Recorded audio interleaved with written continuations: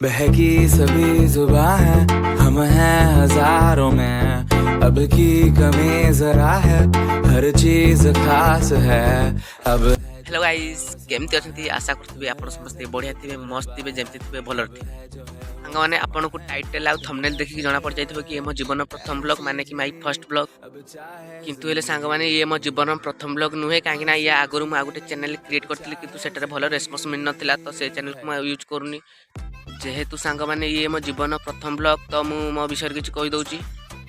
तो सांग मैंने मो ना हूँ विशु आ मु गोटे छोटिया गाँव बिलंग करुँची जहाँकि ओडिशार ढेंकानाल डिस्ट्रिक्ट देवंगा पंचायत महुलखोली गाँव मु बिलंग करुँची